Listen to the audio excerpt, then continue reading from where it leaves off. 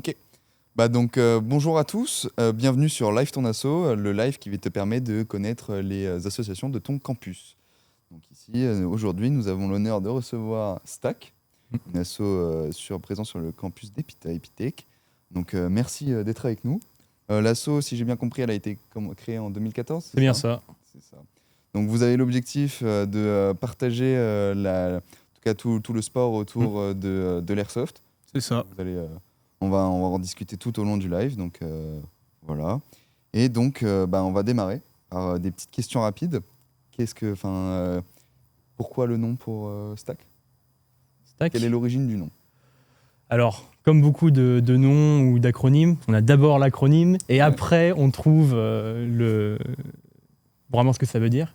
Donc Stack, c'est déjà en informatique c'est marrant parce que la stack, tout ça, c'est drôle. Ensuite, on voit que ça vient d'Epitech. On voit bien Epitech. Et puis ensuite, une stack aussi, dans un terme un peu plus militaire ou airsoft, c'est une file de personnes qui peuvent rentrer dans une salle et ensuite jouer comme ça. Okay. Et en vrai, donc STACK, c'est spécial, tactical, airsoft, contingent, campus. Mais campus avec un K, parce qu'il fallait un K. On est différents. Hein. Voilà. Différent. Donc du coup, vu que l'asso est assez vieille, parce que vieille. Elle commence à être, elle a 12 ans maintenant, 2014. C'est ça. Donc l'origine, comment elle s'est créée, qui a lancé ? Parce que je sais qu'il y a l'Under, donc peut-être que ça a commencé là-bas ou pas du tout. Et a priori, de ce qu'on sait, c'est au niveau d'Epita, il existait une association de paintball un petit peu qui exerçait avant nous. Et sur la fin de l'association de paintball, en réalité, on ne sait pas exactement d'où c'est venu, mais à un moment, se sont chevauchées les activités de paintball et d'airsoft, avec une disparition progressive du paintball, pour ensuite basculer sur de l'airsoft. Donc l'association de paintball mourant petit à petit et l'airsoft se créant petit à petit. Il y a eu un petit peu une transition comme ça, mais on n'a rien de très précis à ce niveau-là pour le coup. Ok, on va dire transition douce entre deux assos et ça s'est scindé sur des régimes différents. On va peut-être commencer aussi un peu à définir plutôt qu'est-ce qu'est l'airsoft en elle-même pour expliquer aux gens qu'est-ce que c'est. Qu'est-ce que ça vaut, notamment le vocabulaire, je sais, parce que là, comme on peut voir sur la table, il y a plein de choses. Tout est factice, encore une fois, il y a le mot réplique et tout. Si vous pouvez définir ou pas du tout. D'accord. Ok, alors beaucoup de gens vont plutôt connaître le paintball en l'occurrence que l'airsoft. Ouais. À savoir finalement, peut-être que déjà tu connais un petit peu les deux. Est-ce que... Je vais te retourner la question. Finalement, qu'est-ce que tu sais de l'airsoft un petit peu et voir un petit peu si on peut commencer à débunk 2-3 trucs ou pas. Du coup, ça peut être intéressant. Personnellement, j'en ai déjà fait un petit peu et tout, mais notamment le paintball, on le voit plus, entre guillemets, c'est juste tu tires de la peinture, quoi. Ouais, des grosses billes de peinture qui font mal, entre guillemets, hein, on peut avoir des gros bleus avec. Mais donc du coup, l'airsoft, déjà, c'est des billes petites et tout ça. Et il y a tout un, entre guillemets, le paintball, on va dire, c'est proche du Splatoon, entre guillemets, c'est un peu plus cartoon, tandis que l'airsoft, ça a vocation à être un peu plus jeu de rôle, entre guillemets, mais jeu de rôle en extérieur, quoi. Ok, c'est une vision assez intéressante, finalement, c'est ce qu'on retrouve un petit peu régulièrement lorsqu'on pose la question. Donc on a assez souvent le feedback comme quoi le paintball fait mal. Pareil pour l'airsoft, pour ceux qui ne connaissent pas nécessairement. Maintenant, c'est à relativiser parce que finalement, la douleur, elle vient de la puissance des répliques qui est évidemment très variable en fonction de ce qui est choisi et de ce qui est mis en interne dedans. On y reviendra un petit peu après. Mais finalement, l'airsoft comme le paintball, l'un ou l'autre, la douleur ou même les dégâts, entre guillemets, causés sont purement dépendantes de la puissance de la réplique qui elle-même dépend du gaz, du moteur, et puis en général, sur la plupart des répliques, des ressorts.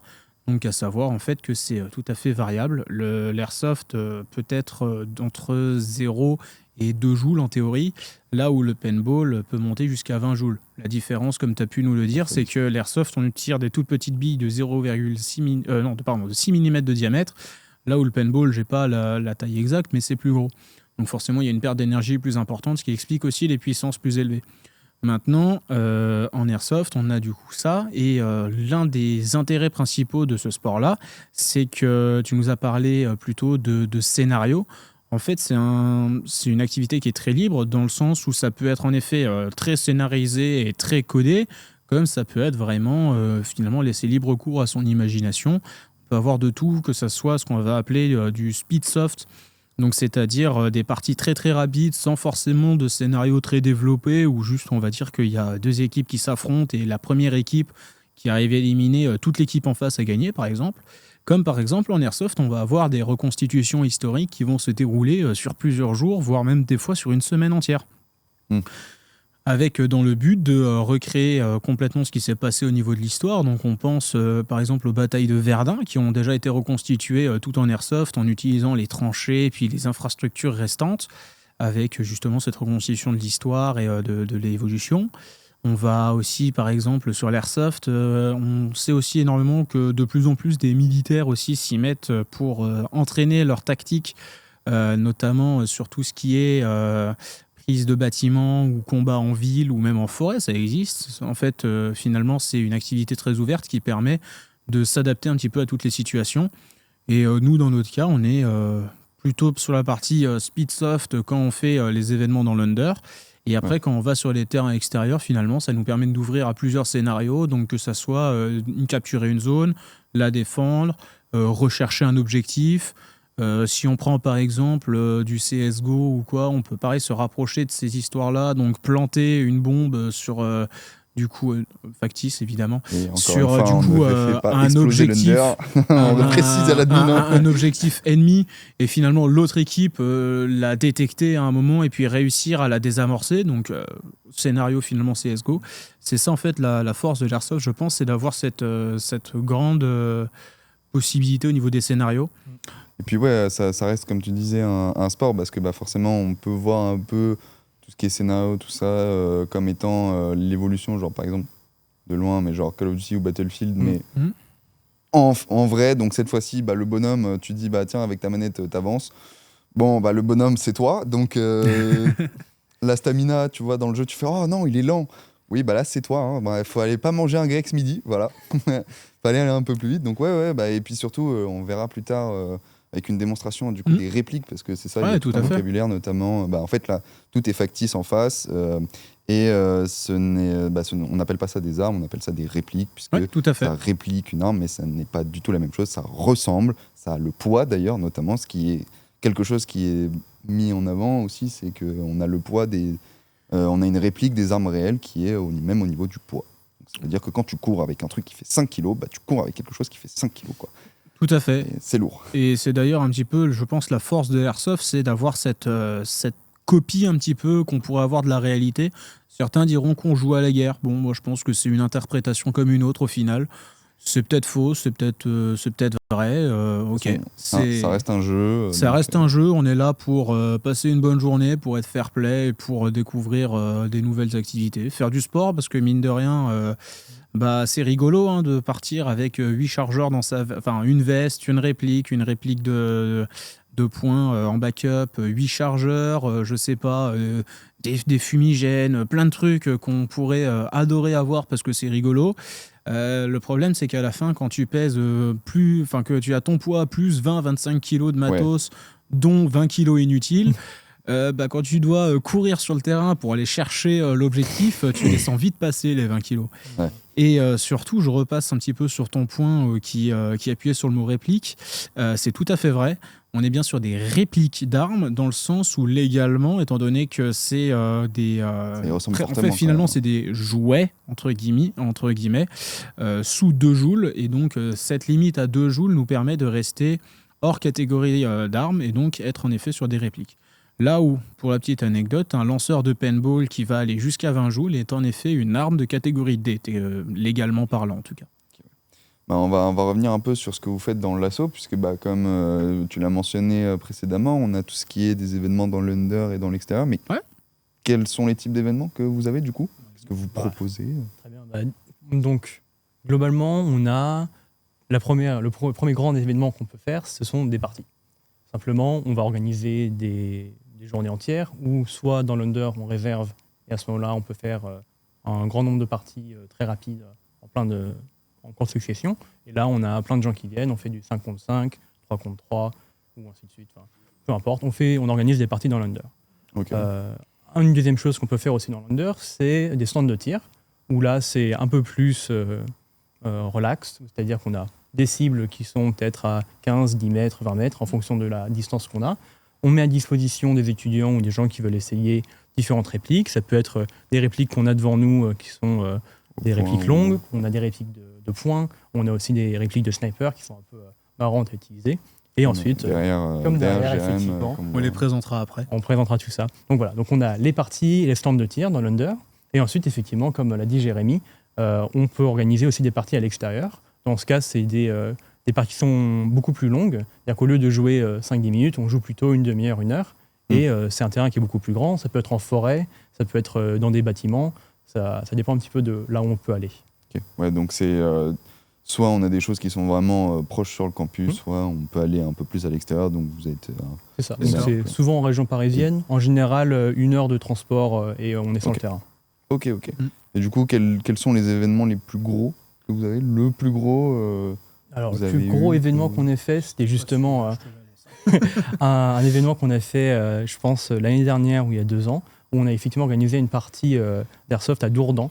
C'est 1 heure de transport en voiture, 1h20 en RERB. Yes. Et on avait 60-70 personnes qui s'affrontaient sur le terrain. Tous des membres de l'asso? Non, pas nécessairement. Donc voilà, nous on était l'asso qui organisait. Dans le bassin parisien, il y a un nombre d'associations d'airsoft étudiantes où on se coordonne. Et du coup, quand une association fait un événement, tout le monde la relaie. Et du coup, ce qui fait qu'on a beaucoup plus de membres, beaucoup plus de joueurs.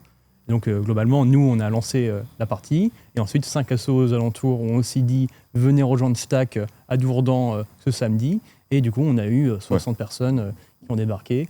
C'était quelque chose à organiser, à manager. L'organisation, ça doit être pas mal quand même. Parce que d'habitude, vous êtes combien? Vous êtes une. Genre si on prend un événement sur l'Under, vous êtes combien à peu près? Entre 20, une vingtaine de personnes à peu près. Ouais, c'est ça. Globalement, là, sur l'événement qu'il y a eu la semaine dernière, on a accueilli 20-25 personnes, un petit peu, qui sont arrivées au cours de la journée dans l'Under. Ouais. Voilà. Okay, ouais, et c'est un nombre qui reste stable depuis le début de l'année à peu près. Ok. Donc un x2, x3 sur le gros événement. Oui, c'était gros. C'est quand même un peu plus de logistique et notamment on n'était pas chez nous entre guillemets. Voilà. Puis surtout du coup tout le monde arrive en même temps.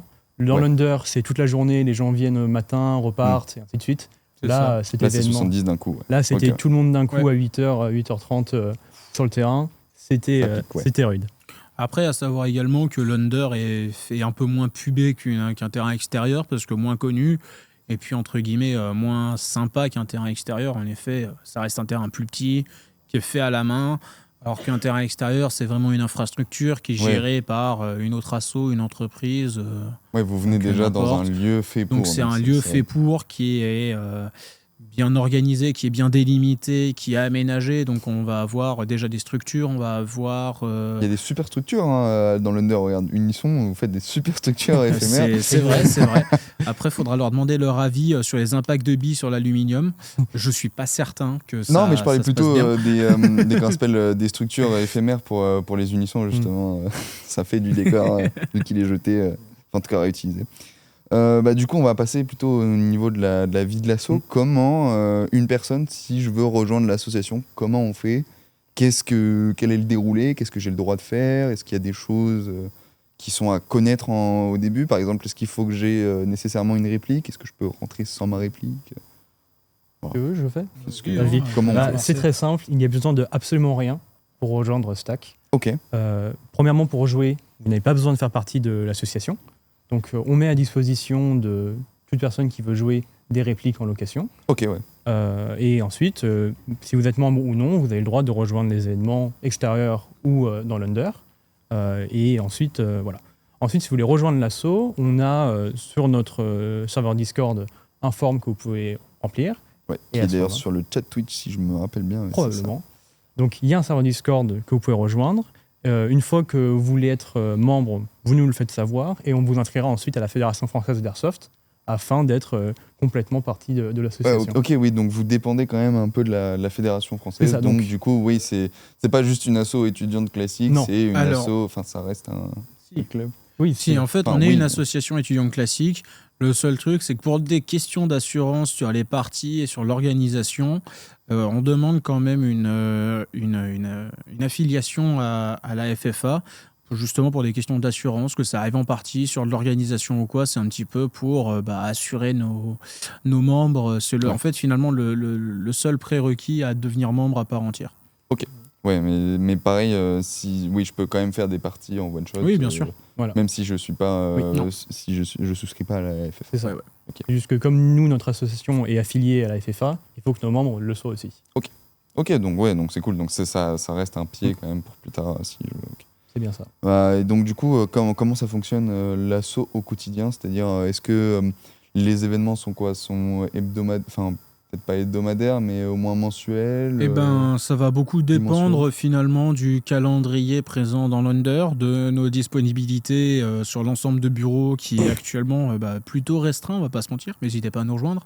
Ouais, parce que vous êtes combien du coup? Parce que là, on présentera plus tard les rôles. Depuis 1 an et demi, on est 2 au bureau. L'année prochaine, ça tend à changer. On a 3. Non, du tout. On a justement 4 staffs très motivés. Ok, pas mal. C'est ça. Ouais. Je sais plus, je n'ai pas compté. Bon, plusieurs staffs très motivés à nous rejoindre et à prendre la relève un petit peu des grands-pères que nous sommes là. Finalement, au-delà de ça, une fois qu'un créneau est disponible dans l'Under, on va essayer de se positionner dessus en fonction de nos disponibilités. Qu'on va organiser, jusque-là on l'organisait en interne au bureau parce qu'on n'avait pas nécessairement de contexte extérieur dans l'association. Maintenant, du coup, on a demandé vraiment aux membres qui voulaient s'investir de se manifester et ça nous permet de les organiser avec eux. Ouais. Ça a un double objectif. Déjà, nous simplifier le travail, donc disperser les tâches à 5 ou 6 plutôt qu'à 2, premièrement. Et deuxièmement, ça permet d'assurer également un suivi un petit peu une formation un peu continue de ce qu'on sait faire. Ça permet d'avoir des feedbacks de nos méthodes actuelles, notamment pour faire mieux la prochaine fois. Et overall, ça permet de gagner en efficacité d'un event à l'autre, finalement. Ok. Est-ce que vous avez une tradition bizarre, insolite, je sais pas, j'allais sortir un truc de fou, mais non, mais je sais pas, vous allez dans l'Under et hop là, tu te fais tirer par tout le monde, ou pas du tout Non, du tout, il n'y a pas encore de tradition bizarre, justement. Ce sera peut-être temps d'en mettre une en place un jour. Mais pour le moment, on n'a pas eu d'anecdote ou quoi qui s'y prêtait bien. Ok. Et peut-être un petit fun fact sur l'asso, entre guillemets, est-ce que, je sais pas, là vous avez fait un événement à 70, mais ça se trouve vous avez fait partie justement, l'asso a participé à l'événement où il y a 200 personnes, une reconstitution, je sais pas, si vous avez quelque chose de ce style-là, ou pas du tout, un truc... sur du Speedsoft ou sur lesquels on s'est positionné avec Com ? C'est possible. Je pense que du coup, le bureau précédent avait participé à des tournois d'Airsoft. Et je ne sais pas quel était leur résultat, mais on avait une équipe du coup qui est rentrée dans un tournoi ou deux. Ouais. Mais ça, c'était, je pense, il y a 4 ans ou quelque chose comme ça. Ouais, c'était un petit moment.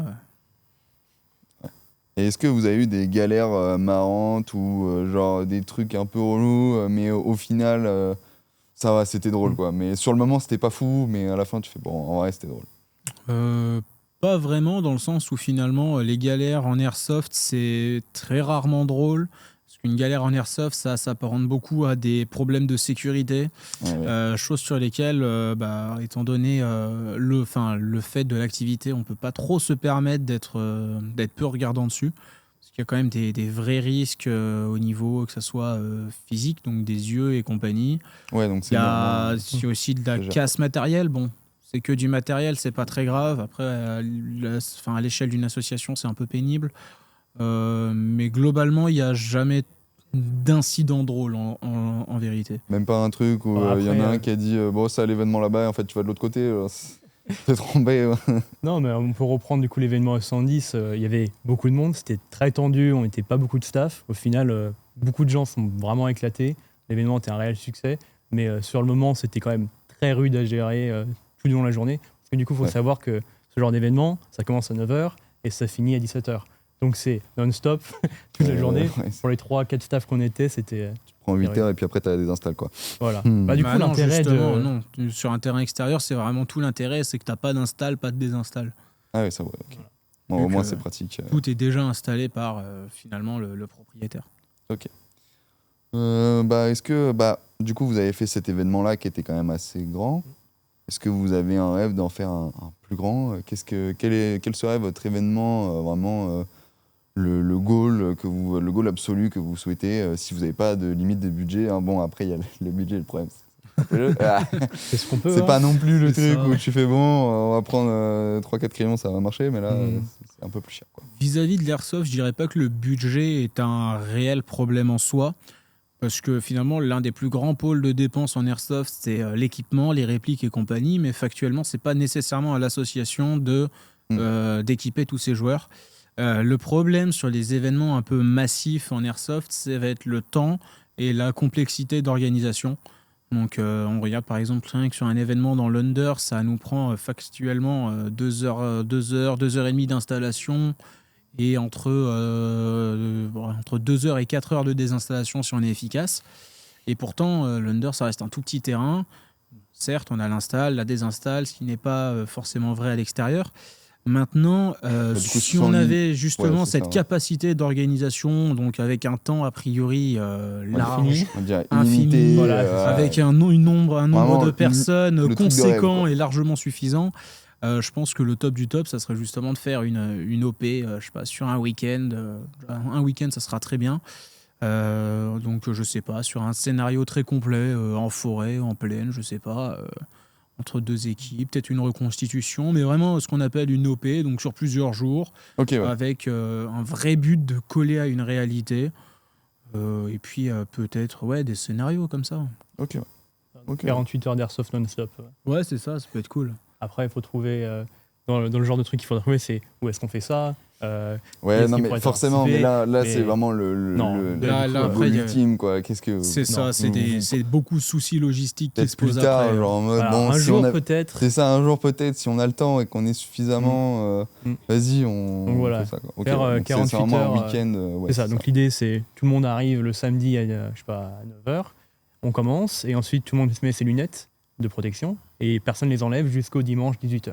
Et du coup, on peut se faire attaquer en pleine nuit, ça peut faire ce que tu manges et tout. Voilà, donc tout le monde mange ensemble, et on campe sur le terrain. Enfin, ça peut être, c'est vraiment randonnée, c'est bivouac, et ensuite peut-être qu'au milieu de la nuit, ton escouade va se faire attaquer par une autre escouade, où il y a un objectif, tout d'un coup, on va te transmettre par radio. Ça peut être très intéressant à faire.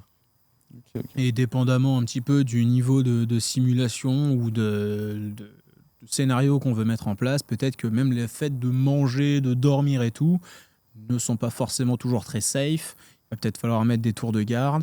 Il y a plein de trucs, on n'est pas forcément obligé en tant qu'organisateur de scripter et de mettre une pause sur la partie en général à ce moment-là. On peut laisser une totale liberté aux joueurs et finalement un petit peu une no man's land totale où finalement ta survie entre guillemets. Donc l'objectif c'est vraiment va dépendre de tes choix, de tes actions et de ton organisation au sein de l'escouade. Quoi. Probablement un week-end de roleplay. Vraiment un gros week-end. Il y en a, ils font un JDR, il y en a, ils se la mettent.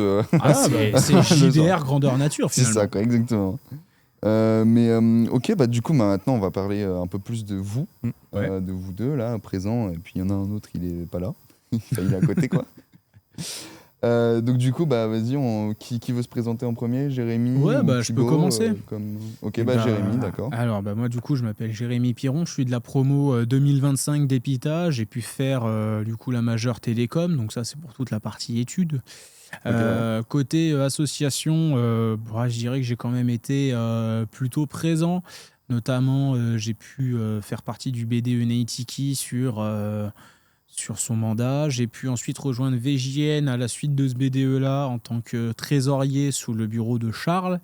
Depuis, je suis toujours trésorier au sein de VJN, une asso que j'ai très à cœur de faire perdurer dans le temps. C'est très challengeant, mais on se donne à fond pour ça. Je ne sais pas s'il y a des membres dans le coin, mais au pire, ils sauront exactement de quoi je parle.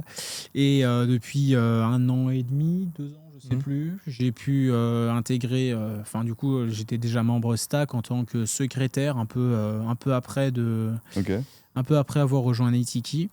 Et il y a 1 an et demi, j'ai pris la présidence de l'association pour à l'origine faire un bureau de transition pour passer sur une nouvelle équipe.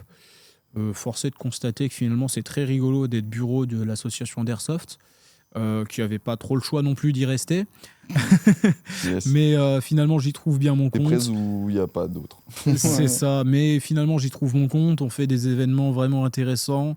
Factuellement, on a des bons retours des joueurs, donc ça motive un petit peu de continuer. Et puis surtout, en étant dans le bureau, ça permet d'expérimenter des choses et puis de se former sur divers sujets. Donc par exemple, en Airsoft, on a beaucoup de sujets au niveau de la mécanique, au niveau de l'électronique, et tout ça, c'est des choses qui peuvent être très compliquées à tester de son côté en étant tout seul.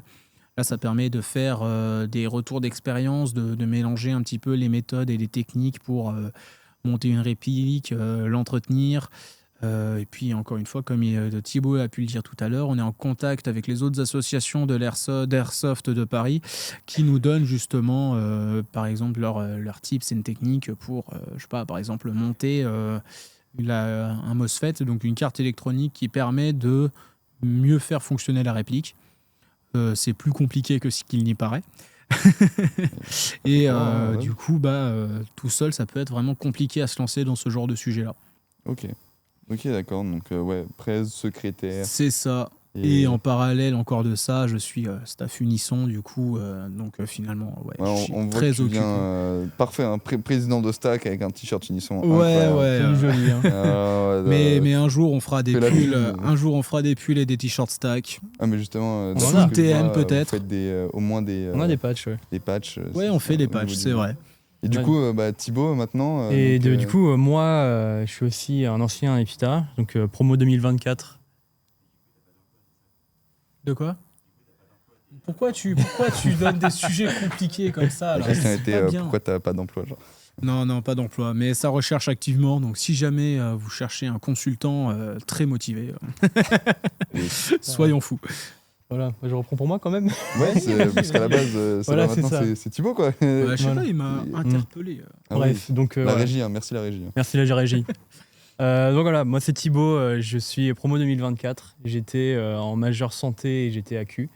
Depuis, je suis dans le monde actif, ingénieur à Datadog.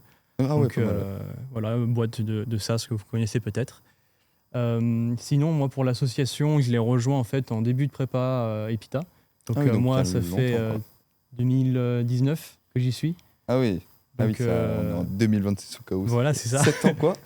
C'est bien, c'est bien. Ça rajeunit. Hein. Ouais, ça fait un petit moment que j'y suis. J'étais membre pendant longtemps et puis ensuite je suis devenu trésorier il y a 3 ou 4 ans.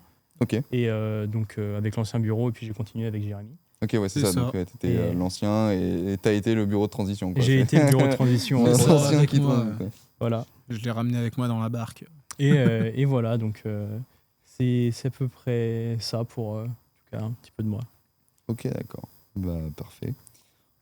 Bon. On va passer à tout ce qui est un peu activité.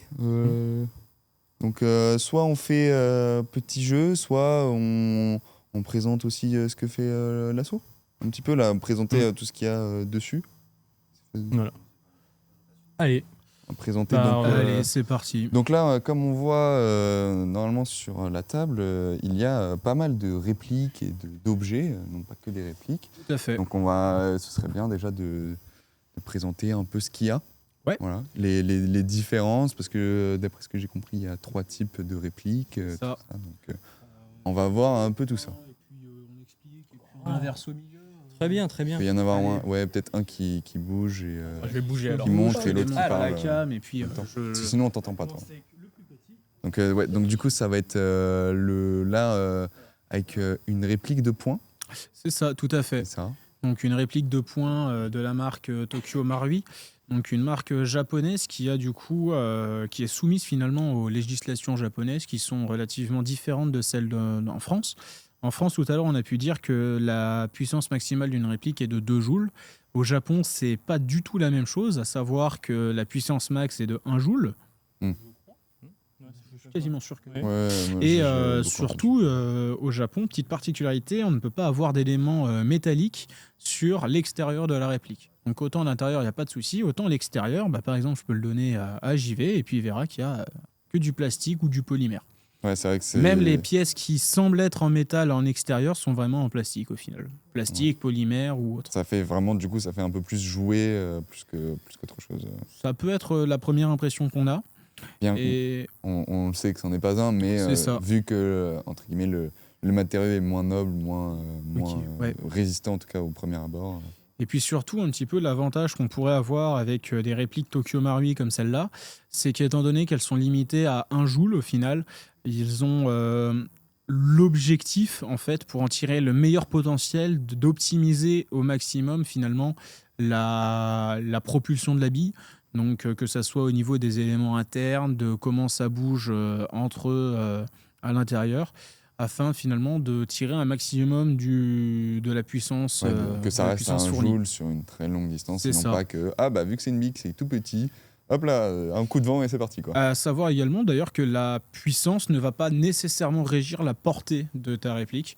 On peut avoir par exemple une réplique qui va taper très très fort à 2 joules et qui va être largement surclassée par exemple par un petit pistolet comme ça qui serait suroptimisé au poil et qui taperait peut-être 1 joule par rapport à 2, ça va être limite, mais qui va taper à 1.2, 1.3, ça se fait largement. Si tant est que le 1.2 est suroptimisé et que le 2 joules est complètement rincé. Mais ça pourrait se faire. Ça peut s'imaginer en tout cas. Voilà. Okay. Et donc ce genre de réplique, en fait, il y a un petit chargeur dans lequel on peut mettre du gaz, ce qui permettra du coup la propulsion de la bille. Donc comme tu as dit, il y a effectivement plusieurs types de propulsion. Il y a le premier, c'est propulsion à gaz. Donc, pour les répliques, CO2, un peu comme ce qu'on a pour tout ce qui est voiture, moto. Pour les petites répliques, du coup, il y a... C'est ça, les trucs qu'on voit partout. Alors, si tu veux faire un ballon... c'est ça. Alors, factuellement... justement, ça a été un problème. C'est du CO2, aussi. donc c'est pas du protoxyde d'azote. Okay, donc on ne peut pas faire de ballon avec les cartouches. Dommage. Vous avez l'air d'être bien informé quand même. Voilà. Donc, ce genre de cartouches pour, effectivement, les petites répliques. On a aussi des plus grandes... c'est ça. Les plus grandes répliques qui sont aussi à gaz, dans lesquelles on va avoir... Donc du coup, la valve en dessous du chargeur ou sur le côté. Voilà. Finalement, ça va être 2 fois la même technologie. Donc une petite valve de remplissage comme j'ai là au bout du doigt.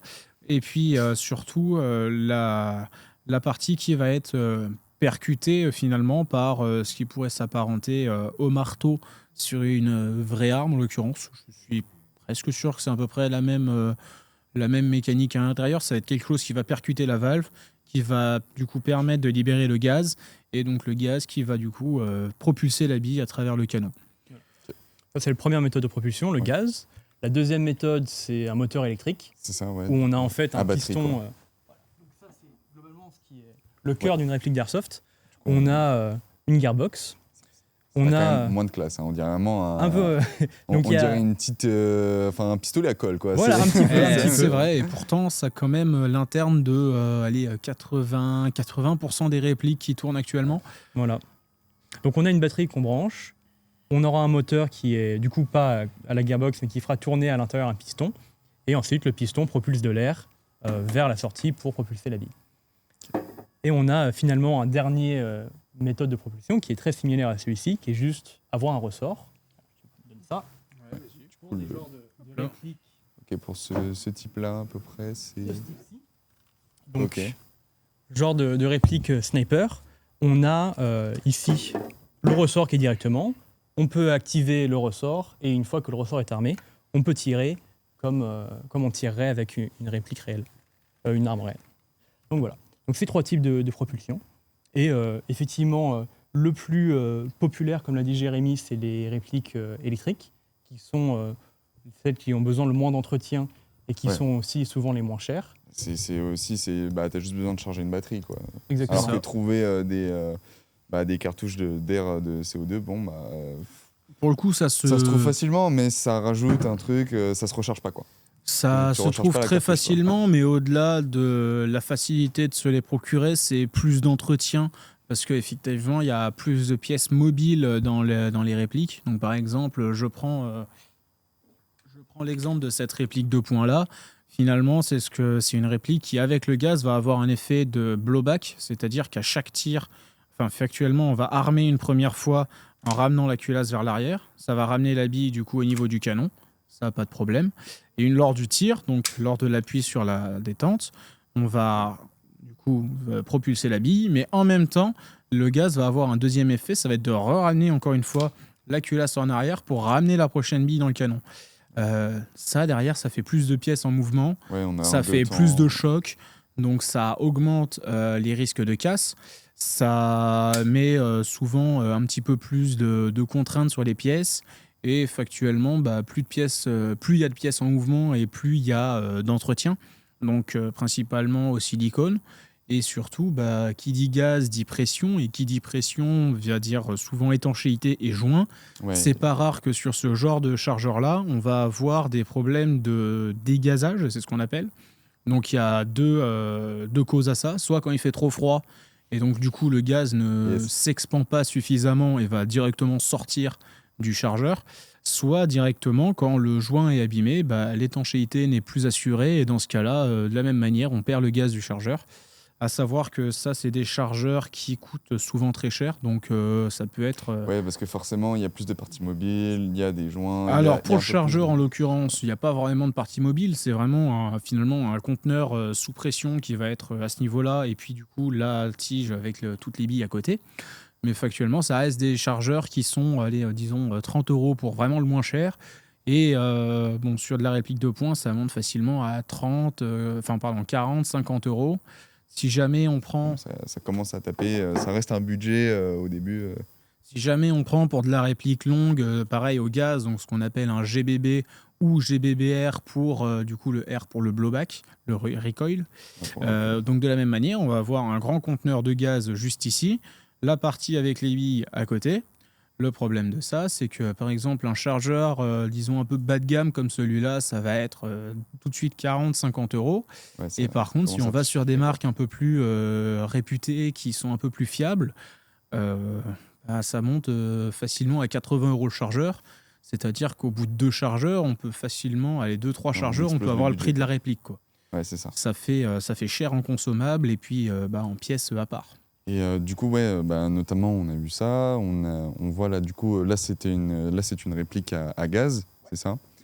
Donc, alors, on ne peut pas montrer parce que forcément, le poids, c'est sujet à interprétation. Et puis, c'est surtout que montrer du poids à la vidéo, ça ne marche pas.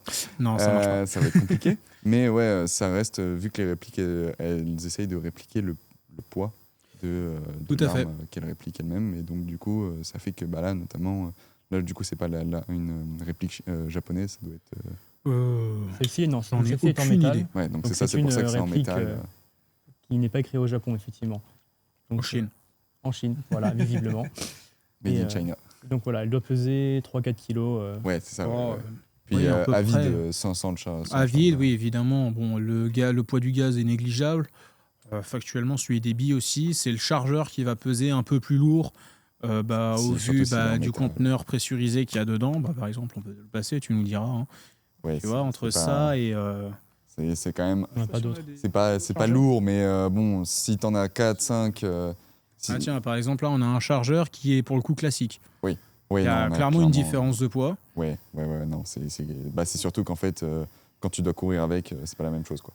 Oui, et surtout qu'il y a une différence majeure, c'est que dans un chargeur comme ça, qui est dit mid-cap, donc moyenne capacité, on va pouvoir mettre entre une 100-150 billes à peu près, que dans les chargeurs à gaz comme ça, on se rapproche d'un real cap, donc capacité réelle, où on va plutôt être à 30-40 billes, sachant derrière également que la capacité de gaz ne permet pas nécessairement de mettre beaucoup plus de coups parce que forcément, au niveau des billes. Perdre, donc ça veut dire que là où un joueur peut par exemple avoir que 2 ou 3 chargeurs classiques mid-cap comme ça, un joueur qui veut jouer au gaz sur une réplique longue, donc avec ces chargeurs-là, va tout de suite en avoir besoin de 4, 5, 6 sur des répliques un peu longues, sur des parties un peu longues.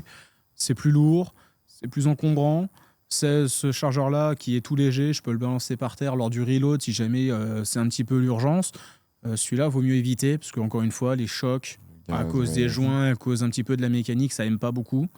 C'est beaucoup de contraintes en plus. C'est beaucoup de plaisir en plus, parce que notamment celle-là, c'est un GBB-R, donc à gaz avec du recul. C'est-à-dire qu'on a cette petite secousse à chaque fois, à chaque tir finalement. C'est assez intéressant. Émule, un peu plus Mais encore une fois, c'est des contraintes en plus, c'est de l'entretien en plus, et c'est tout ça à prendre en compte finalement lors du choix de sa réplique au final. Ce que je vois notamment, on n'a pas trop parlé, enfin on a parlé un petit peu de sécurité, mais notamment on voit, vu que qui dit bi dit quelque chose de petit, dit que forcément on va pas nécessairement viser la tête, on va essayer d'éviter de viser la tête, mais ça peut arriver, tout ça. Donc là, on voit qu'il y a quand même des accessoires, on va dire, de protection. Qu'est-ce que c'est? Qu'est-ce que ça représente? Donc on a 2 accessoires de protection principaux. Donc c'est ça, les 2, c'est ça. On a donc ce qu'on appelle un micro. Oui, c'est le micro. Merci bien. Donc on a 2 accessoires qui sont indispensables lors de parties. Le premier, qui est très simple, ce sont des lunettes de protection. Il y en a sous différentes formes. On a des choses qui s'apparentent plus à un masque de ce genre-là, ou alors on a des lunettes vraiment comme ceci. La protection est la même, c'est plutôt pour le confort de chacun. Donc ça permet d'arrêter les billes. Sans ça, vous n'avez pas le droit d'aller sur le terrain et vous risquez de vous faire très mal, notamment avec les yeux, parce que vous pouvez perdre la vue si une bille vous rentre dans l'œil. On va éviter, même si ça fait moins mal, il n'empêche qu'il y a encore... Un œil, ça ne repousse pas. Une fois que c'est mort, quoi. Voilà, c'est ça. Et le deuxième équipement qu'on a, qui est aussi indispensable, c'est un stalker. Donc ce genre de choses qu'on met du coup sur le visage pour éviter de se faire mal au niveau des dents. Parce qu'effectivement, une dent qui se prend une bille à bout portant ou quelqu'un qui a une réplique qui est trop forte peut effriter la dent ou même la casser. Et pareil, ça c'est quelque chose qu'on va éviter. Une dent, ça repousse pas malgré tous les progrès de la médecine actuelle. Donc voilà. Donc les stalkers et les lunettes sont les 2 items indispensables qu'on vous fera forcément porter. Au niveau de la sécurité. Au niveau de la sécurité. On vous fera porter forcément chez nous.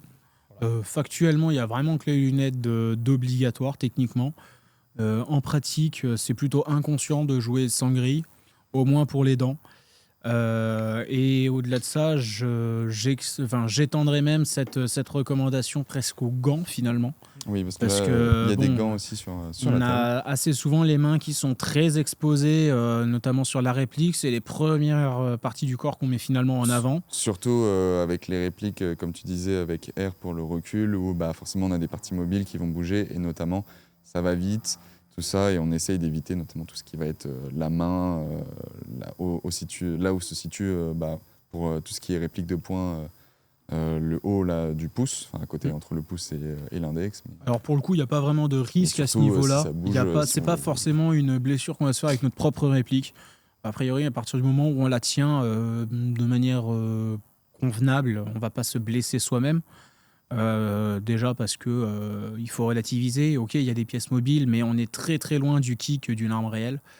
Là où vraiment le gant est intéressant, c'est parce qu'on a très souvent les mains en avant.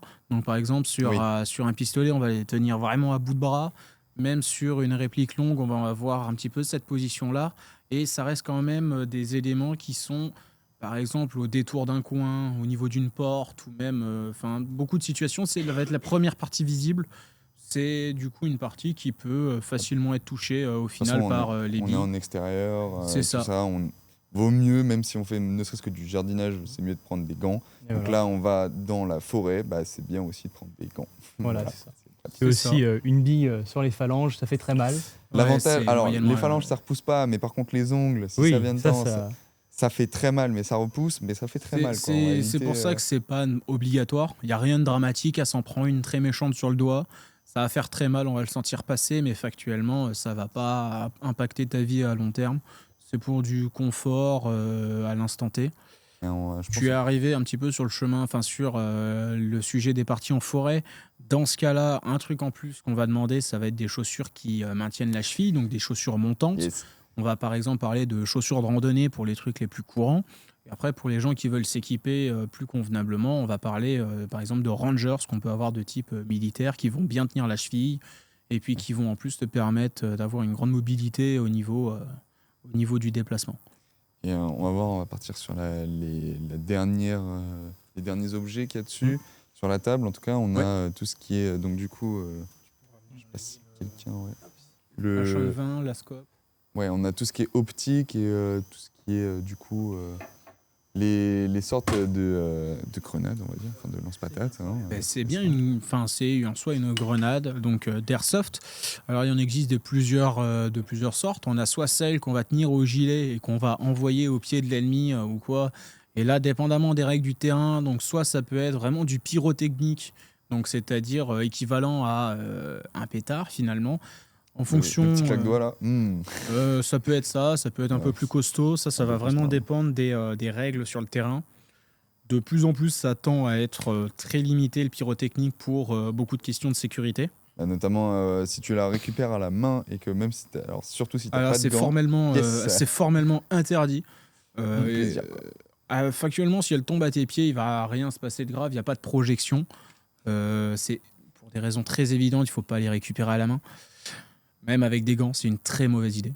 À la limite, c'est pour ça que sur les parties pyrotechniques, on a des bouchons d'oreille également, parce que c'est à cause des bruits forts. Il n'y a pas de projection.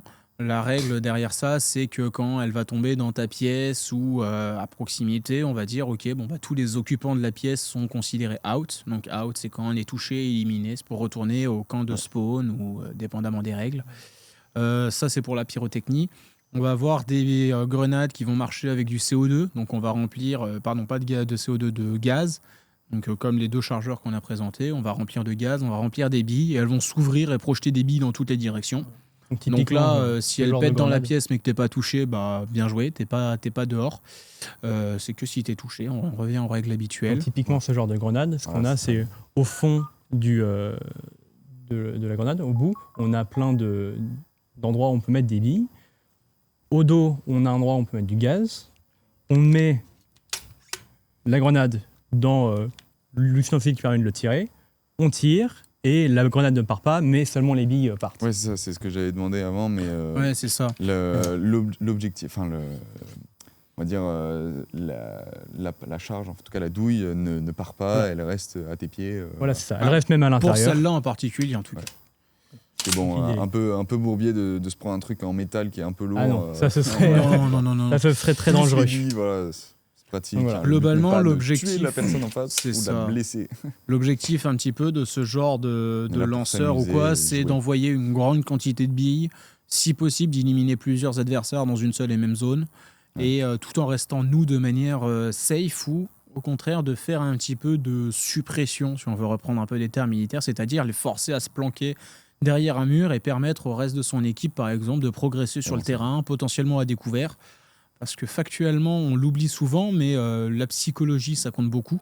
Quand on est derrière une plaque en bois et qu'on entend tac, tac, tac, tac, tac, tac, tac, au niveau de sa plaque en bois, ça donne très peu envie de sortir sa tête ou quoi, ou même d'essayer de prendre une ligne. Et donc, ça permet aussi de permettre à son équipe d'avancer justement vers une zone qui aurait été difficile à prendre, par exemple. Okay.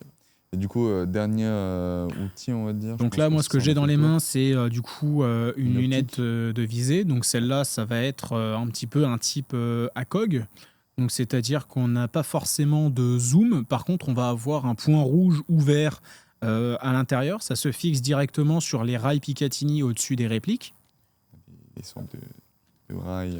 Donc les rails qui sont militaires. On retrouve les mêmes à ce niveau-là dans l'armée. Donc c'est les rails qui sont un petit peu avec une forme de strie au-dessus. L'optique, elle va se positionner directement dessus et se bloquer grâce aux dents qu'il y a dans les rails. Et après, avec un réglage du point rouge par rapport à l'objectif de tir de la réplique, ça permet finalement d'avoir une acquisition rapide des cibles. Il y a aussi le truc, alors je ne sais pas si c'est celle-là, mais généralement, soit on voit souvent dans les films et tout ça où les gens ils ferment un œil. Mais justement, certaines optiques permettent d'avoir les 2 yeux ouverts et donc on ne ferme pas les yeux, on voit tout. Et juste, on a un point rouge qui traîne avec ça va beaucoup dépendre finalement de tes préférences. Pour les débutants, en général, on va dire on va essayer de te faire trouver ton œil directeur, on va te faire fermer l'autre œil, on va peut-être te faire le test du triangle. Donc, c'est-à-dire qu'on va te demander de positionner tes mains comme ça, de garder vraiment un objet focus dessus. Et si tu fermes un œil et que tu as toujours cet objet-là au même endroit, c'est-à-dire que tu as trouvé ton œil directeur, sinon c'est que c'est l'autre. Ça te permet factuellement de... Droitier et ton œil directeur et le gauche. Et c'est pas toujours vrai. Tu peux être droitier avec ton œil... C'est ce que tu viens de dire, pardon. C'est du coup ce qu'on va... Hop là, bizarre l'ambiance. Non, des fois, ça peut être très pratique d'être dans ce qu'on appelait droitier, tireur gaucher. Ça te permet notamment d'avoir un petit avantage, notamment sur les décales d'angle à gauche. Oui. Ça peut être très pratique. T'as le choix entre la gauche et la droite. C'est ça. T'as l'avantage sur un, mais pas l'autre. Voilà, c'est bien ça. Après, ça s'appelle du drill, de l'entraînement, et puis ça dépend après comment tu veux faire évoluer un petit peu ton jeu finalement. Est-ce que tu as envie de te rapprocher un peu de Milsim? Est-ce que tu veux rester très arcade? Enfin, ça va vraiment dépendre de toi et de ce que tu veux un petit peu proposer au niveau des parties. Puis voilà. On va passer. Je pense qu'on a eu un bon exposé de tout. Ouais. On a fait un tour sur les différences de répliques en termes mécaniques en dessous, présentation de tout ça. Maintenant, je pense qu'on va repasser sur quelque chose d'un peu plus commun. On va passer sur un petit jeu vrai ou faux. Donc ça là, marche. on a le super jingle de l'assaut. Wow.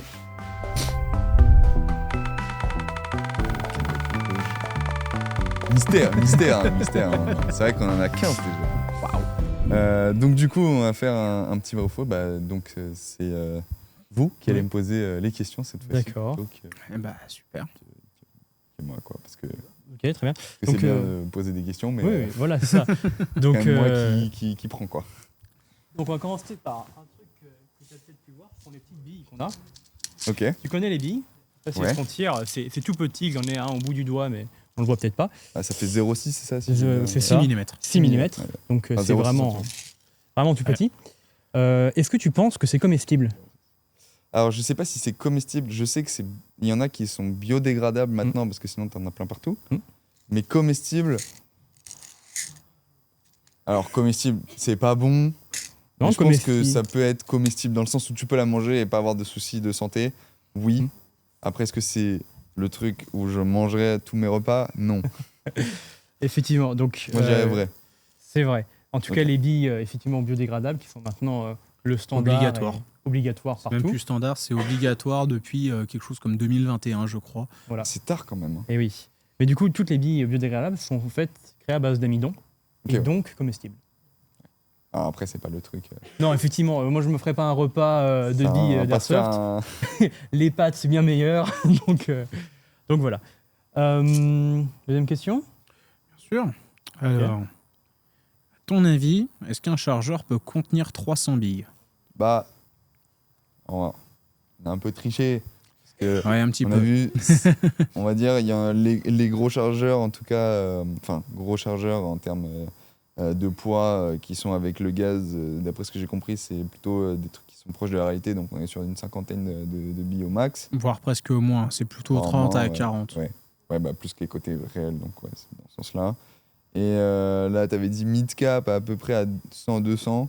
Ouais. Donc je dirais que forcément, si on dit mid, c'est qu'il y a un classique, quoi. Donc on va jusqu'à 400, quoi. Oui, c'est ça. Factuellement. Après, la gueule du chargeur, quoi.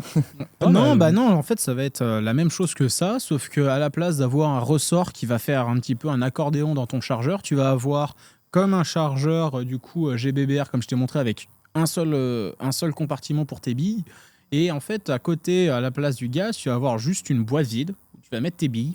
Et en fait, en dessous, tu vas avoir une molette crantée qui va te permettre de mettre en tension un ressort en bas du chargeur et qui va te faire en fait remonter tes billes au fur et à mesure.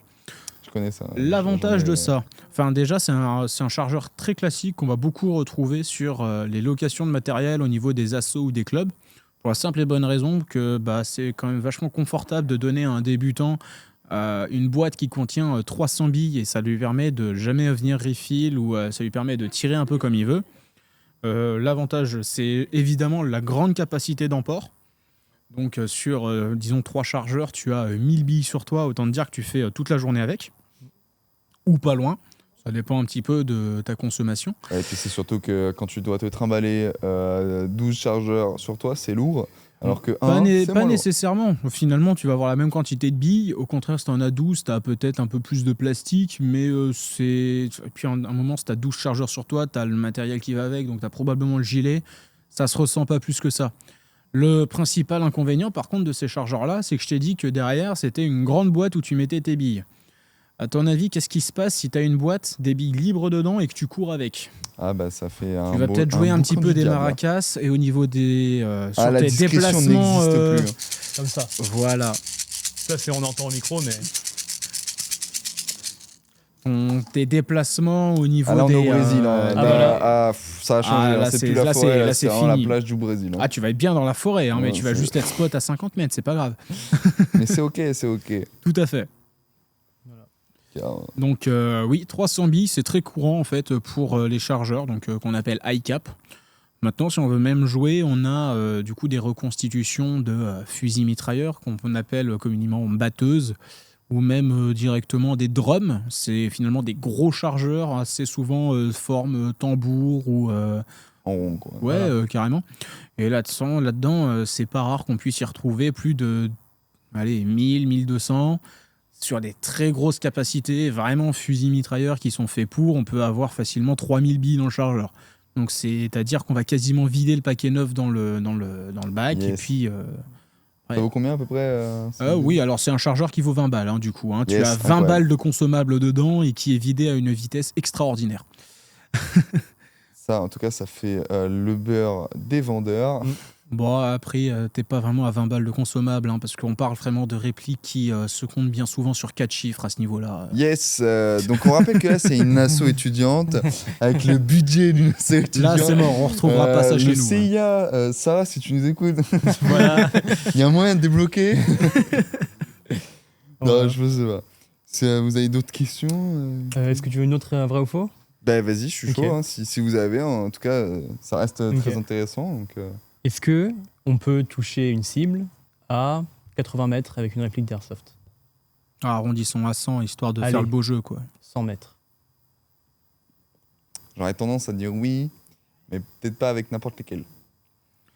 Ouais, on va dire ça. C'est-à-dire qu'une réplique de sniper, qui est du coup un peu spécialisée justement pour avoir le tir à longue portée, avec des billes qui sont du coup plus lourdes, à ce moment-là, on peut effectivement toucher... Ouais, parce que 100 mètres, il commence à y avoir du vent, et le truc qui fait 6 mm... Pas nécessairement, mais c'est qu'au bout d'un moment, ça reste une bille qui fait même pas 1 gramme. Et sur du sniper, c'est des billes très lourdes, et quand on dit très lourdes, c'est 0,5 grammes. Alors ceux qui font de l'airsoft régulièrement savent que c'est énorme. Ceux qui sont plutôt novices vont se dire c'est ridicule. À titre de comparaison, sur des répliques un petit peu qu'on a devant nous, on va tirer sur de la 0,25, 0,30 grammes à peu près. Ça, c'est très classique. Au-delà de 0,30, ça commence à devenir des répliques soit plus puissantes, soit plus haut de gamme, qui nécessitent un grammage assez particulier. Et sur les snipers, étant donné qu'on va se rapprocher de la limite légale, donc de 2 joules, pour éviter justement que la bille s'envole vers le haut, donc avec notamment l'effet du hop-up dont on n'a pas parlé, on pourra revenir dessus, ça t'intéresse. Mais ça, l'effet de la puissance, de la portance au niveau de l'air, on va mettre du grammage supplémentaire, ça va permettre d'amener de la stabilité. Donc 0,40, 45, 42, 50, c'est très courant. Surtout, c'est lourd. Pourquoi on dit que c'est lourd ? C'est parce que si t'en as 300, ça commence à chiffrer, quoi. Effectivement.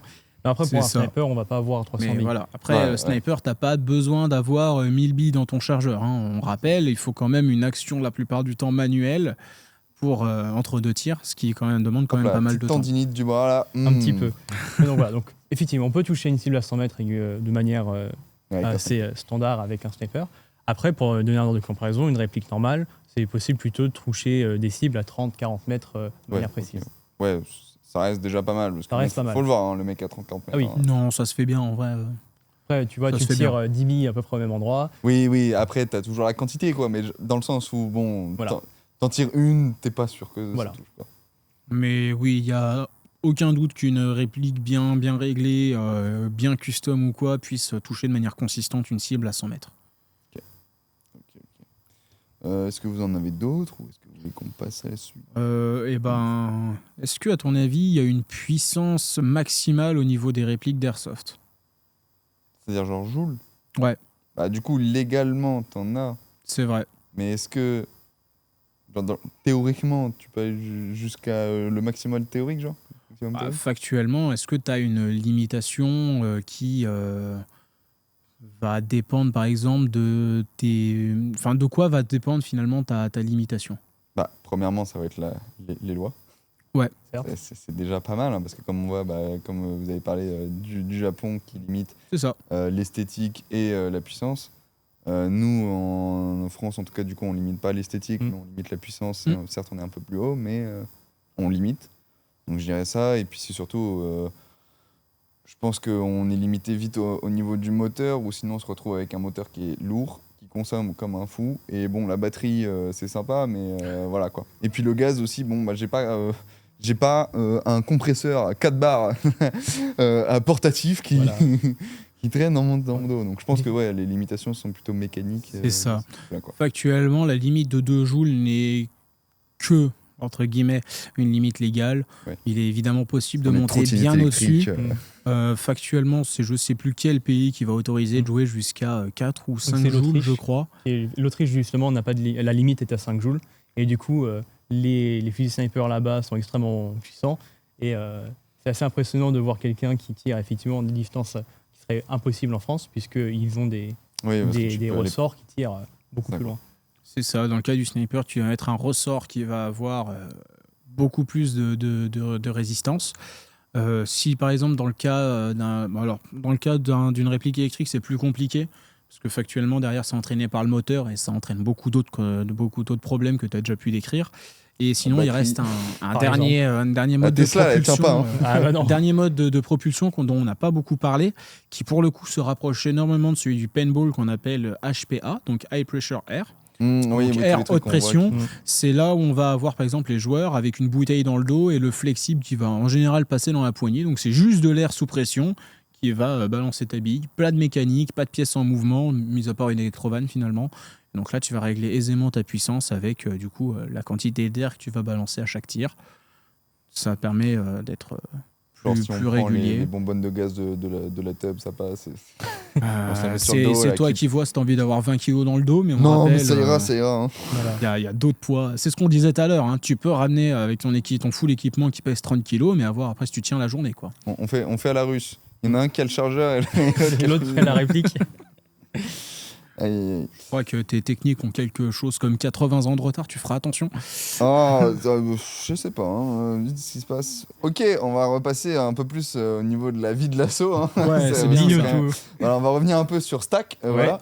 Donc, est-ce que vous avez eu des relations... Oui. Des collaborations marquantes avec, lors de vos projets et tout ça, avec d'autres associations.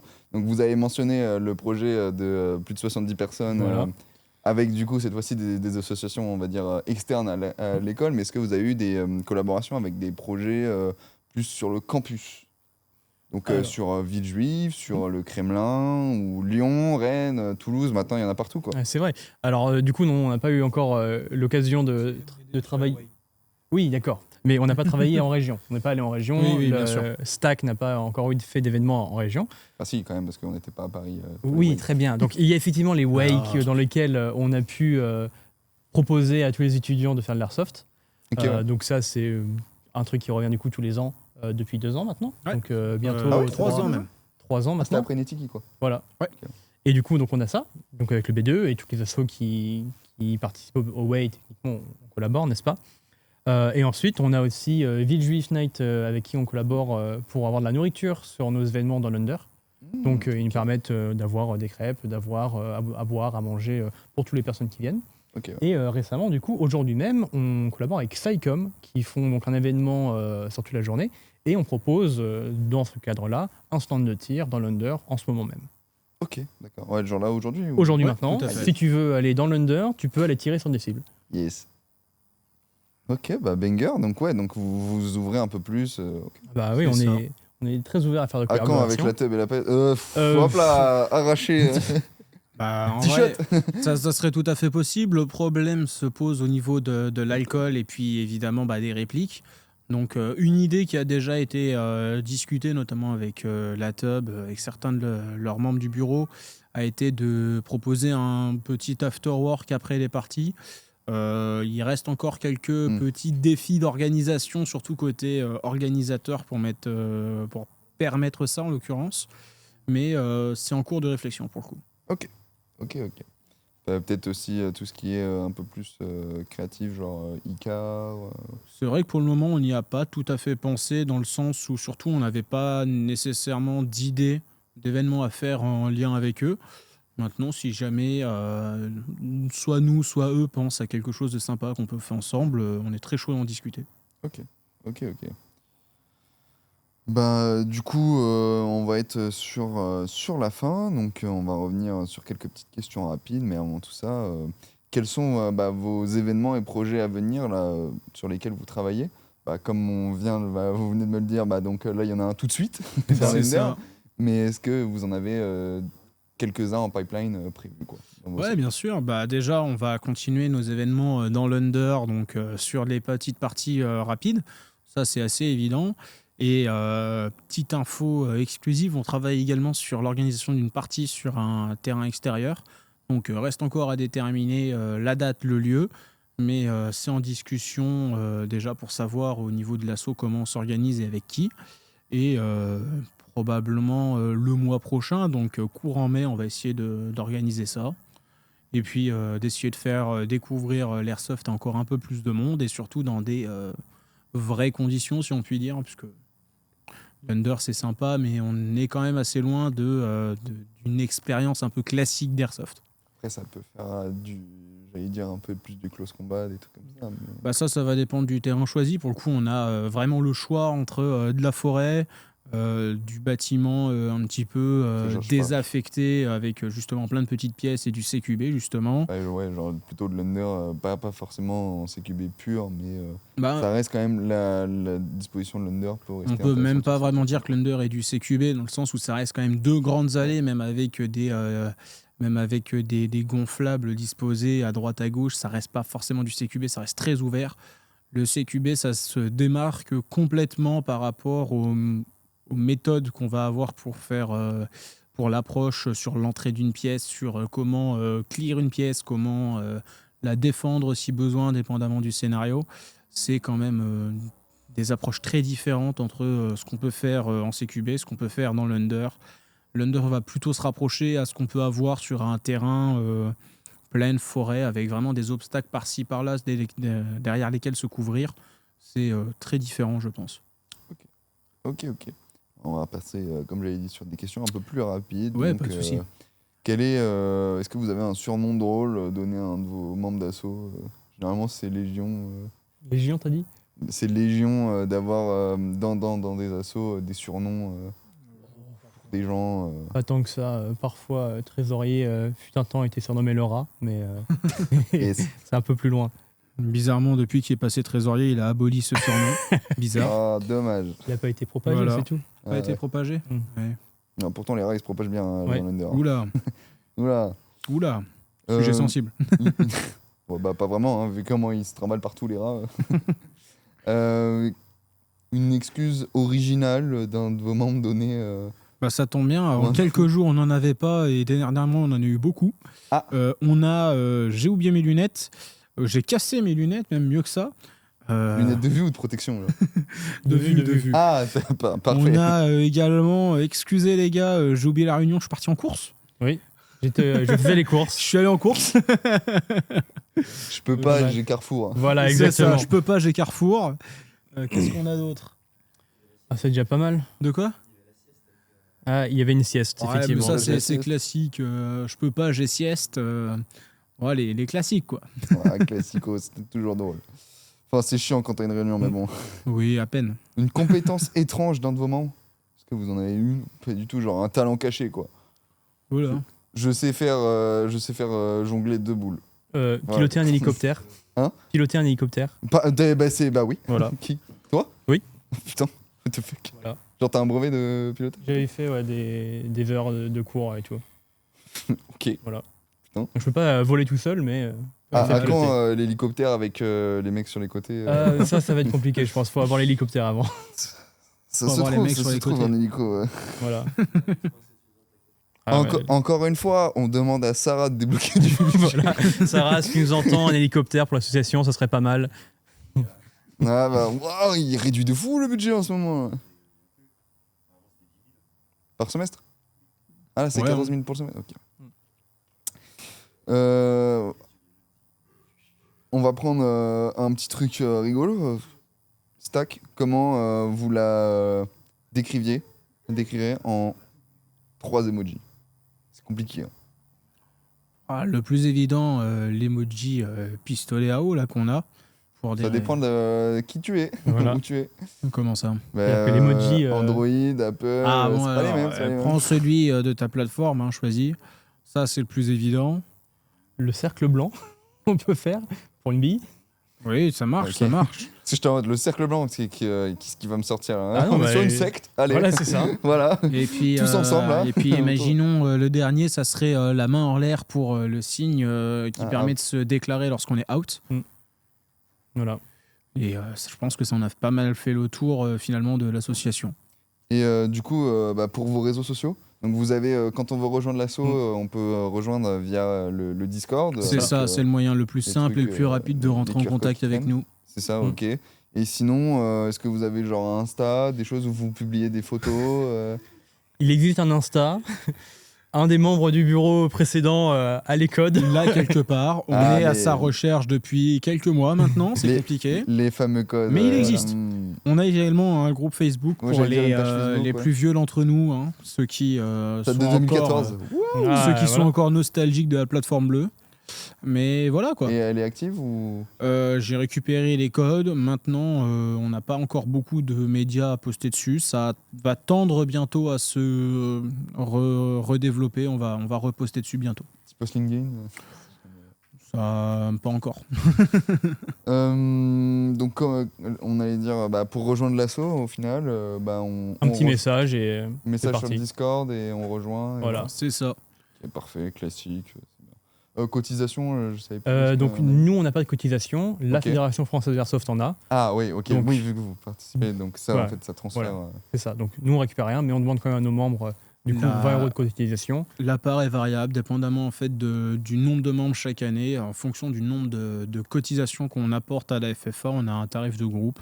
Donc le plafond étant de 20, et plus on est à s'inscrire en même temps, et plus ce tarif diminue au final. Et du coup, là, pour un membre qui voudrait rejoindre... Aujourd'hui, c'est là, cette année, €. c'est 19 €. Pour l'année. Voilà. C'est une année glissante. Année civile. Donc 1er janvier jusqu'au 31 décembre. Ok, d'accord. Donc, on va faire un petit truc chiant. On va prendre le timer. Et puis, vous allez avoir 1 minute pour inciter les gens à rejoindre votre asso. C'est moi ? Ouais. Ah là là.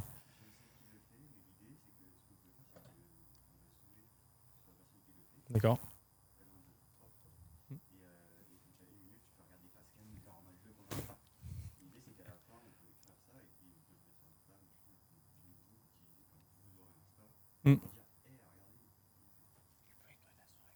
Non, on n'est pas menaçant, on a dit. Très bien, ça va moi qui vais le faire, je pense. Vous avez le temps et je commence quand vous êtes prêts. Ok.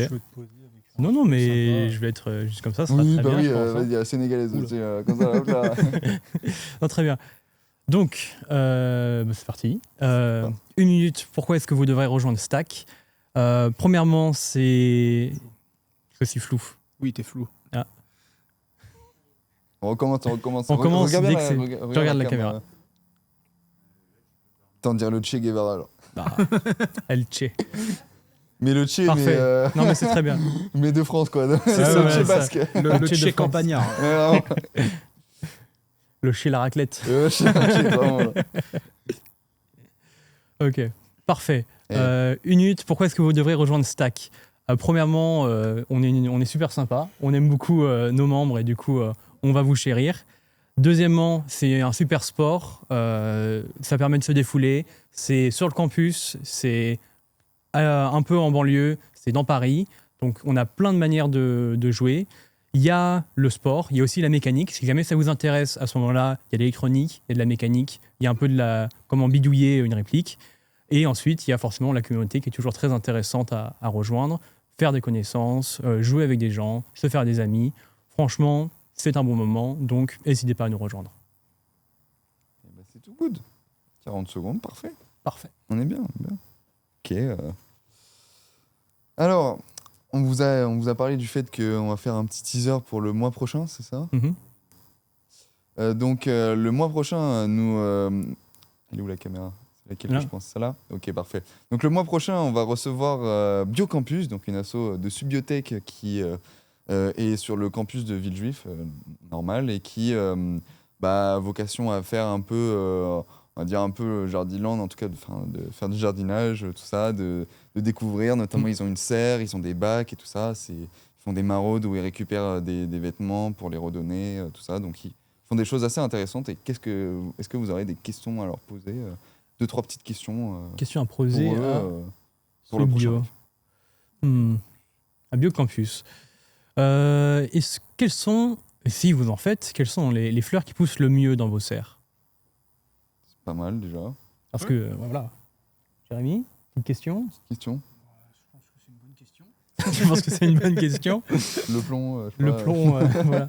On a entendu qu'il y a du plomb, donc je crois que... Quand les prochaines carottes, quoi. Quand les prochaines carottes, quelles seraient, par exemple, les solutions pour résoudre ce problème-là? Est-ce qu'il y en a, ou est-ce qu'il suffit malheureusement juste d'attendre et puis rien n'est faisable à votre échelle? Parfait, incroyable. Et nous, les petites questions que... Au sujet du plomb dans les sols, est-ce qu'il y a une solution déployable à l'échelle du coup de votre association? Est-ce que Biocampus peut le faire ou est-ce qu'ils doivent juste attendre? Est-ce que globalement c'est un traitement lourd et puis très coûteux, ou est-ce que des actions simples peuvent permettre de résoudre ce problème-là, quoi? Et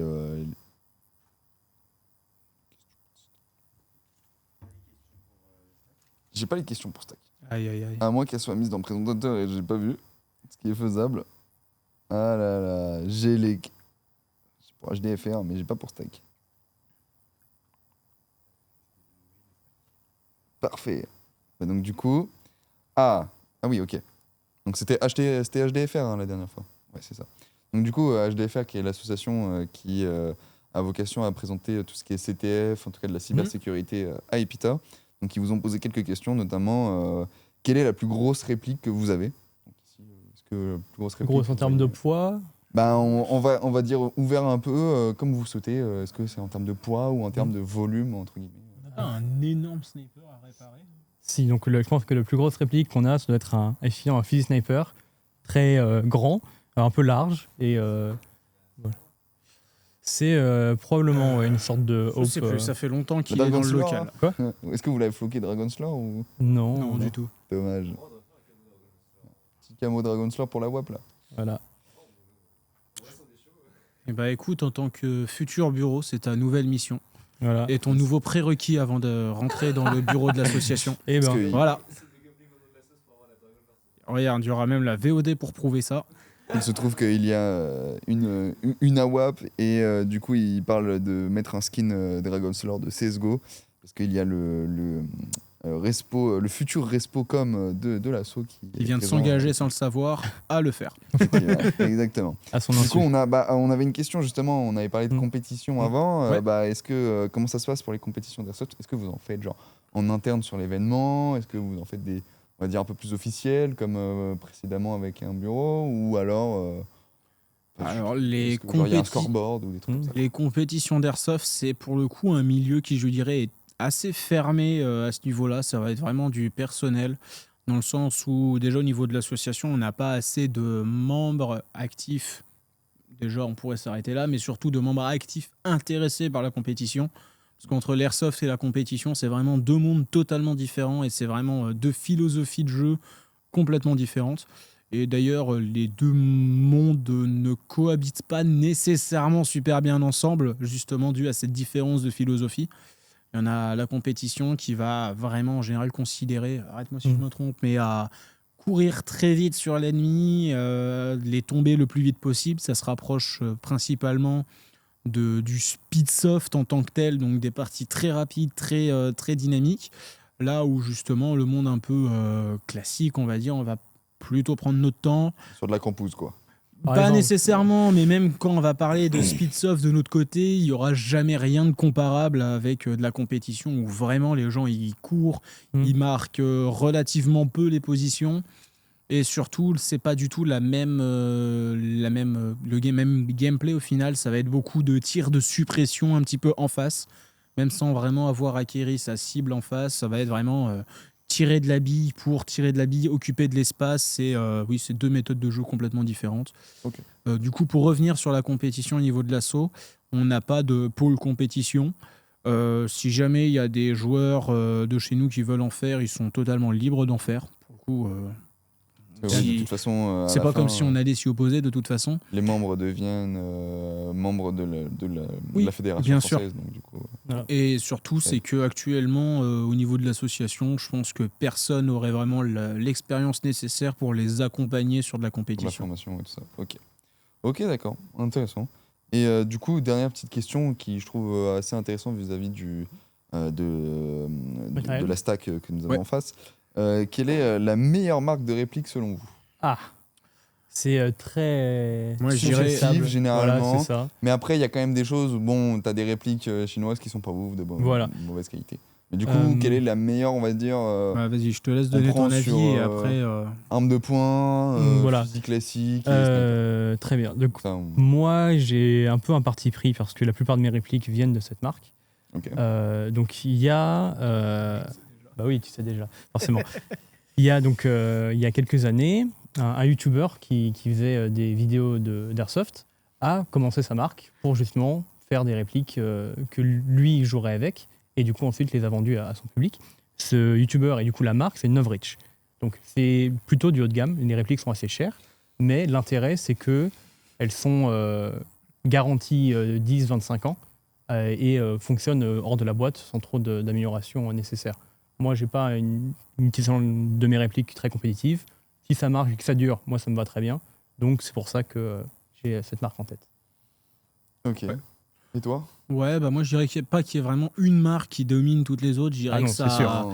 Non, mais pour revenir un petit peu sur ce qu'il dit, je dirais que ça dépend beaucoup de l'utilisation et puis encore une fois, de comment on veut aborder l'airsoft. Si on est un joueur un peu débutant ou même confirmé mais qu'on n'a pas envie de se prendre la tête à démonter l'intérieur, à se faire vraiment un interne complet, je pense que Novrich est une très bonne approche. Maintenant, il y a d'autres marques. Moi, je sais que j'aime beaucoup Umarex pour notamment le réalisme de leurs répliques. Le gros downside, c'est évidemment le prix exorbitant de leurs répliques. Ouais, parce que déjà, on parlait des prix, mais si ne serait-ce qu'un chargeur vaut 30 balles... Après, là, on parle de parties vraiment spéciales. C'est des chargeurs GBBR à gaz. Ouais. Donc forcément, il y a toute cette techno à prendre en compte. Moi, je ne dirais pas forcément Umarex pour les performances, je dirais Umarex pour je sais pas, la collection et puis un petit peu le design extérieur qui se rapproche vraiment beaucoup d'une vraie de mon point de vue. Et puis voilà. Et puis sinon, on a mentionné Tokyo Marui qui fait des excellentes répliques, aussi un peu chères, mais c'est japonais. C'est japonais. Mais elles sont extrêmement bien, très, comment on dit, qualitatif. Donc la qualité, optimisée, mais en anglais reliable. Donc on peut être certain qu'elles vont fonctionner sur la durée. Et il flex. Je n'ai pas le mot en français. Donc voilà, donc Tokyo Marui fait des très bonnes répliques qui durent dans le temps, donc aussi est très qualitatif. Ok, bah parfait. Donc je pense que c'est une bonne fin de petite live. Est-ce qu'il y a des choses à rajouter au niveau de la régie? Non. Soit on peut les partager maintenant pour montrer un petit peu une vue rapide de ce qui s'est passé sur le dernier événement dans l'Under. Donc on a par exemple des personnes qui sont dites en full gear, c'est-à-dire équipées pour aller jouer. Bien sûr, il faut pas nécessairement avoir peur de jouer avec ces personnes-là. Je dirais que c'est une bonne expérience dans le sens où ça permet de voir beaucoup de matériel différent, de beaucoup de gammes différentes, parce que je sais que nous, on essaye maintenant depuis quelques mois de proposer du matériel de meilleure qualité que ce qu'on pourrait retrouver sur de la location classique. C'est pas forcément, c'est même quasiment jamais le cas dans les autres associations, autres clubs sur de la location qui va forcément rester souvent très basique. Nous, on va essayer de proposer vraiment du moyen haut de gamme, c'est-à-dire des répliques nous-mêmes, on n'aurait aucun regret à jouer avec, auquel on prendrait nous-mêmes du plaisir. Et du coup, là, on a des exemples donc, de joueurs qui ramènent complètement leur outfit.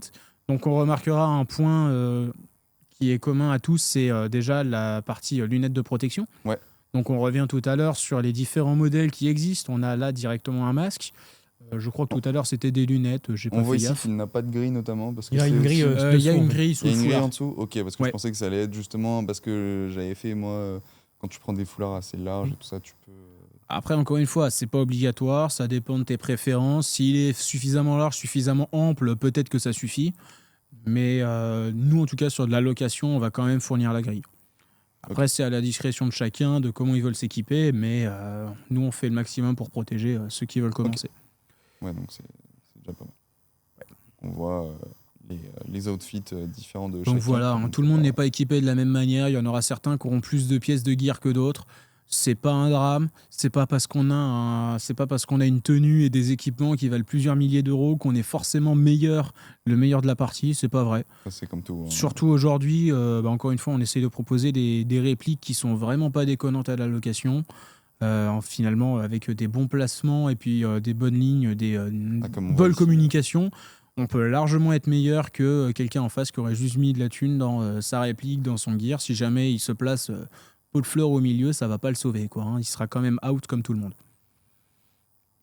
Donc là, on voit ici une réplique ici qui est quoi T'as le type de réplique ou pas du tout? C'est une bonne question. On doit être sur...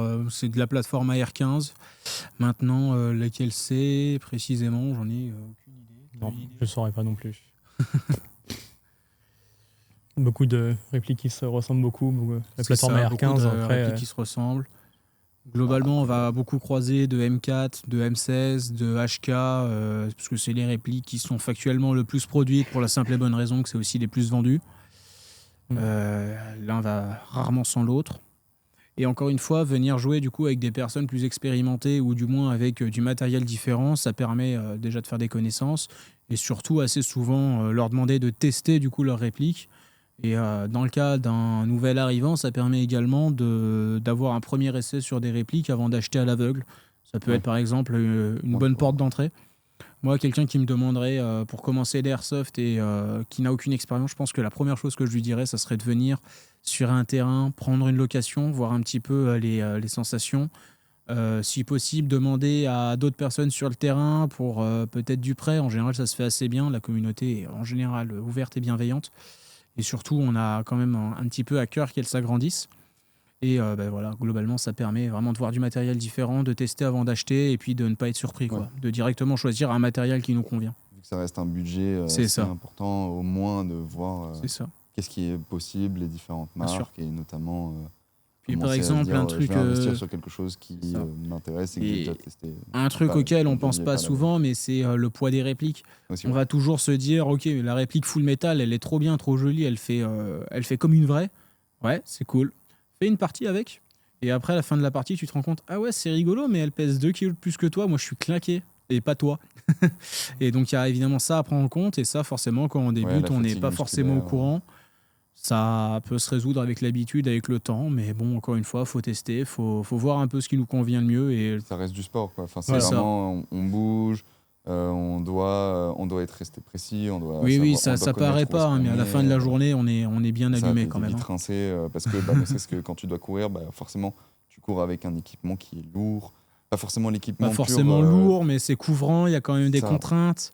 Enfin, factuellement, c'est genre aussi, le pantalon est plus lourd qu'un jean. C'est ça. La veste est plus lourde. Ouais. Si tu prends un gilet, le gilet a son poids. Puis après, c'est ce que tu rajoutes dedans. Et en faisant du sport, il y a la chaleur qui s'ajoute, beaucoup courir. C'est des choses qui sont... non, il y a beaucoup de choses à prendre en compte. Ok. Donc, bien que ça ne doit pas être des freins, évidemment, pour débuter. Non, mais c'est pour ça. Mais ça reste quand même des choses à prendre en compte avant de faire un achat sur du matériel, je pense. Ok. Parfait. Merci beaucoup en tout cas à Stack d'être venu. Merci à vous. Pas de souci, écoute. Et puis, merci pour l'invitation. J'espère que tout le monde a passé un bon moment ici et ailleurs. Voilà. Donc, à très vite et à bientôt pour Biocampus dans un mois. Merci bien. Et merci. Salut à tous. Merci beaucoup et à plus.